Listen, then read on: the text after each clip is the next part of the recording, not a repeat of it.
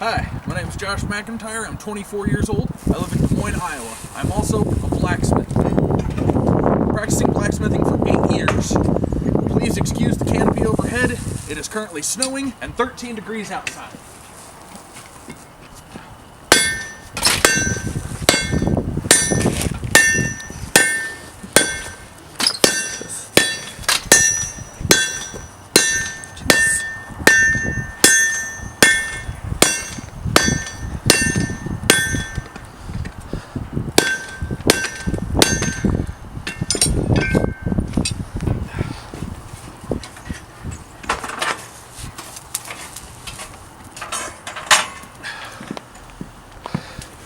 Right now I'm going to introduce my good friend and apprentice and business partner, Achilles. Achilles, say hello. How's it going, guys?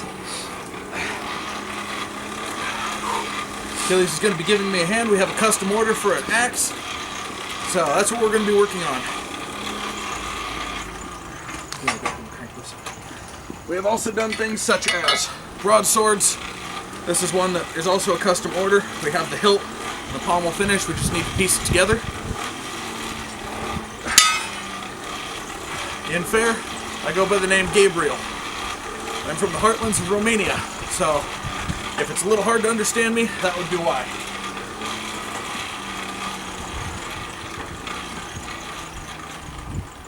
You ready?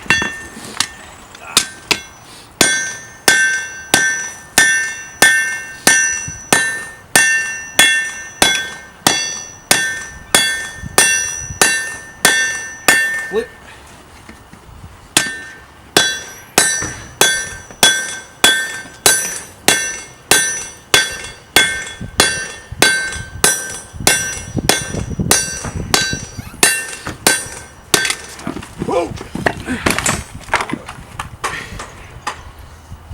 Unfortunately, problems with working on uneven surfaces.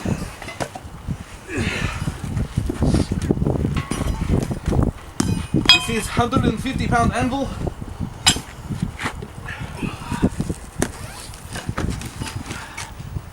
What we are using to heat up steel is a traditional blacksmith's forge from the early 1900s. Has hand crank blower on it. Right now, if you want to come here, you can see our axe blade here. We're working on heating it up, but what you'll do is you use a crank and this forces air down the line into the trays and then up through the fire to increase the temperature to almost 2700 degrees.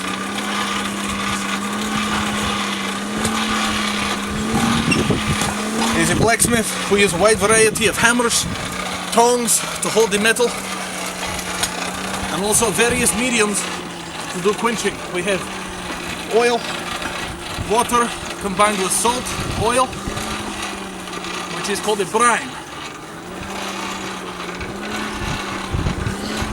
We have 100% natural indigenous blacksmithing coal from the Pocahontas vein in South Carolina, and we have blacksmithing coke, which is basically coal with all the impurities burned out of it.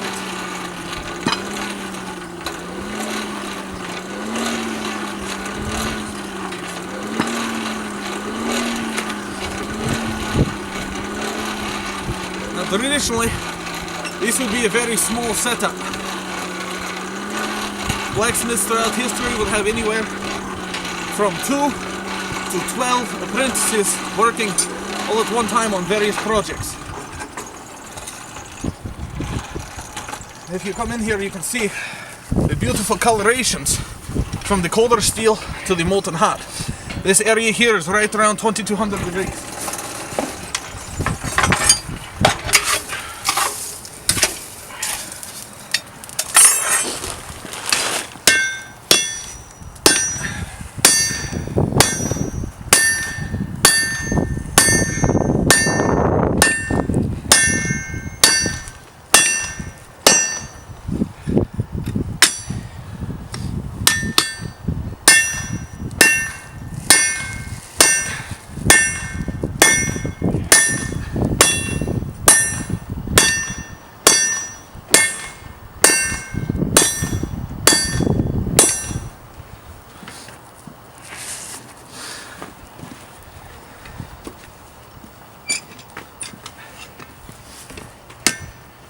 Ready?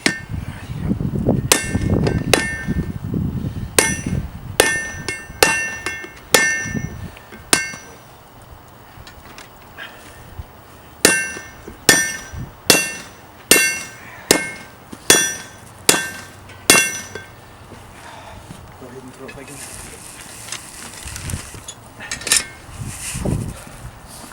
Now what he's doing is he's holding the steel for me, which will allow me to strike with more force and with more power with every hit. It also allows me to use much larger hammers.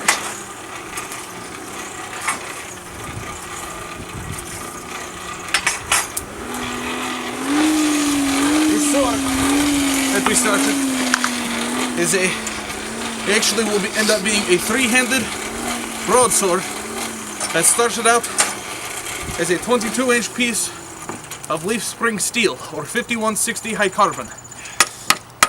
From there we thinned it out and drew out the length for the blade and also the tang.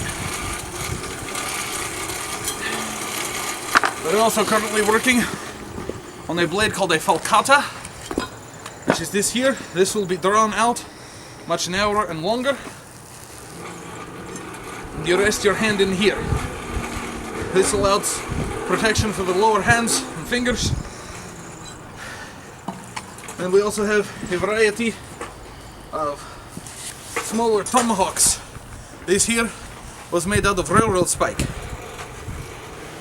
Of course you have the nice long pike on the back, nice broad cutting surface, and it is drifted. That way you can put in a new handle. This will be the end cap for the sword. This is made out of standard mild steel.